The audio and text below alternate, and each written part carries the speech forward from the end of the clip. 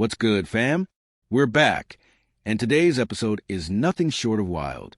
We're diving deep into the Tiffany Henyard saga, and this chapter, a mix of comedy and straight-up tragedy rolled into one. But before we even touch the lawsuits, let's rewind to Tiffany's latest money grab. She just released a book. Not just any book, either. This woman actually slapped a $100 price tag on it. A whole Benjamin. And the kicker? It looks like it was thrown together in Canva over lunch. Yet Tiffany's pushing it like it's Oprah-approved. Why pull this stunt? Easy, she's broke. Everything she once leaned on is gone. No township supervisor checks. No mayor's salary. No taxpayer perks. She went from stacking nearly $300,000 a year to absolutely nothing. And now, the so-called book is her survival hustle. A last-minute smashing grab before the walls close in. Tiffany knows prison is knocking at the door, so she's scrambling for commissary money while she still has time. And of course, she jumped online screaming that it's sold out. But come on, y'all, we've seen this trick before. Nobody's really buying that. Odds are, she printed a tiny batch, scooped them up herself, and called it hype. Published 3 by 3, boom, sold out. Ma'am, who exactly do you think you're fooling? This isn't a bestseller. It's a cash grab with a barcode taped on the back. Quick pause, though. Real credit where it's due. Shout out to the actual creators out here grinding for real. Fashion, music, art. Y'all are pushing culture forward, building movements, dropping fire projects. That's authenticity. Tiffany, though, she treats fraud like it's just another hustle. And that leads us back to the real show. Because in just 48 hours, Tiffany didn't land 1 lawsuit. Not 2. Not even 3. Somewhere between 5 and 10. 5 minimum. 10 max. Her docket looks less like politics and more like a rap sheet. First in line, the Dolton Professional Firefighters Association. If you've been watching this circus, you know the drill. A crew of firefighters walked into a meeting, stood tall, and said, "We're not getting paid right." Their checks were docked. Money was missing, and the benefits they earned never showed up. Retirement deposits? Vanished. Health insurance? Denied. They asked, "Where's our money?" Tiffany hit them with silence. So they took it to court. Point 1 firefighter, Adam Farrick. 10 years on the job, union rep for Local 3766. Stepped up. He admitted most of his team is scared to even speak, worried Tiffany will retaliate. But the complaints still keep rolling. Deductions meant for pensions? Gone. Premiums for insurance? Unpaid. Claims? Denied. Coverage? Canceled. Tiffany allegedly shredded their benefits like junk mail. Straight mayhem. Same playbook, same ending. Money vanished into thin air. And honestly, are we shocked? This is Tiffany Henyard 101. Walk into office, blow taxpayer money like confetti, then dodge accountability. She's already infamous for throwing cash like it's endless, signing checks with no approval, treating tax dollars like pocket change. At one point, she managed to drop nearly $50,000 in a single day on Amazon. Like, sis, what exactly are you ordering? Do they sell monthly lace-front subscriptions now?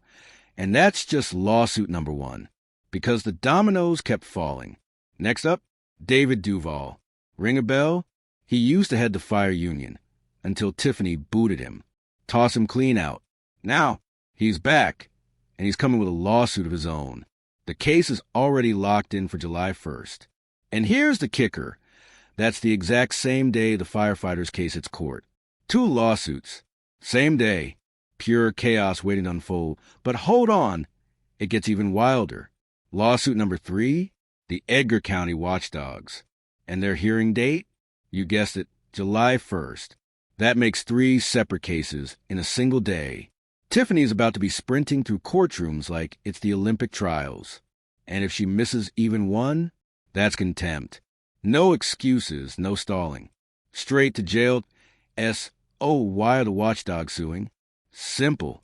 They filed after Tiffany's camp ignored every single Freedom of Information Act request. All they wanted was basic spending records from January. That's it. But Tiffany's office goes to them like an ex who's moved on. No replies, no documents, nothing. And now, Boom, lawsuit. A simple request turned into another courtroom war, all because Tiffany refuses to follow the rules. Now on to lawsuit number 4. A man named Jeff. I won't butcher the last name. It kicks off with DVRIS, so we'll just roll with Jeff. And guess what? Jeff tossed more gasoline on Tiffany's legal dumpster fire. Another plaintiff. Another case. Another headache. And judging by the way these files are stacking up, trust me, we're still only scratching the surface. Here's the real breakdown. And I'm not about to drag y'all through a wall of legal jargon. I've got the filings right here, sure, but you don't need a microscope to feel the heat. If you're the type, pause the video, zoom in, and play detective. But for the rest of us, here's the quick and dirty. This case circles right back to Tag Group Investments. Picture this, a woman in Dolton, proud owner of a bar/restaurant. She crossed every T, dotted every I, filed everything by the book, did it all right. A judge already ruled months ago, back in November or December, that Tiffany had to approve her licenses. But Tiffany, she straight up ignored the ruling, didn't sign a thing, acted like the law didn't apply to her. And that's how lawsuit number 5 was born. This one has already been shuffled through Cook County courts 3 separate times this year. But finally, the owners clawed out 2 of the 3 licenses they were owed. And Tiffany, she walked out stamped with a contempt of court charge. Yeah, she strutted in thinking she was untouchable. But the judge checked her instantly. Reality smacked her harder than she ever expected. The woman behind that lawsuit? Tiffany Kamar. She owns St. Patrick's Restaurant and Banquet Hall on Lincoln Avenue. Her licenses should have been signed off long ago, but instead, the judge had to set a hard deadline. 5 p.m. Thursday, papers signed. And what did Mayor Tiffany do? Blew it off. Strolled in Friday, tossed out excuses, did the bare minimum. And the judge hit her with indirect criminal contempt. She didn't get cuffed right then, but let's keep it real. That was a cannon blast warning shot.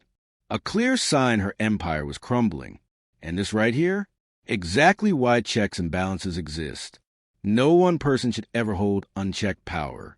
Tiffany sat in both chairs, mayor and liquor commissioner. That's like being the player and the referee at the same time. If she didn't like you, your business was done. No appeals, no backup, just her ego calling the shots. But come on, are we even surprised? This is Illinois. Corruption here isn't just common, it's tradition. Chicago gave us Capone. Springfield gave us governors in shackles. It's in the history books. L.A. has its movie stars. New York's got the Yankees. And Illinois, we got dirty politicians. So Tiffany's circus act fits the storyline perfectly. The only real shock is that it took this long for somebody to finally clap back that let's keep it A. 100, Tiffany, you were wrong. Dead wrong. And now, every shady move you made is catching up fast, like bill collectors at your front door. This isn't a slap on the wrist. This is a storm, full force. Forget the glam, ditch the perks, and start doing push-ups. 'Cause where you're heading? No red carpets, no limos, no VIP lounges. Just concrete walls, steel doors, and a reality check you can't dodge. And here's the cold truth. You're not in charge anymore. No staff to bark orders at. No shiny title to hide behind. No spotlight to shield you. And honestly, you're not built for what's coming. Strip away the perks. Strip away the power, and what's left? Just another defendant. Another name on a crowded docket. You can talk tough all day, but the grind you're walking into, that's a whole different monster. Oh yeah, this disaster? You made it. You built it. And now it's devouring you piece by piece. You disrespected people. You abused power. And the wreckage is stacking higher every day. And let me be clear, this story isn't closing with you on top. The ending's already written. And spoiler alert, you don't get the hero's exit. Anyway, that's where we'll leave it. Y'all know the drill. Smash that like button, hit subscribe, and drop your thoughts in the comments. I check them all, and I respond for real. Stay sharp, stay safe, and remember, the streets are always watching. Always. And one last thing, support your people. Stay solid, stay loyal, and above all, stay real. Neighborhood,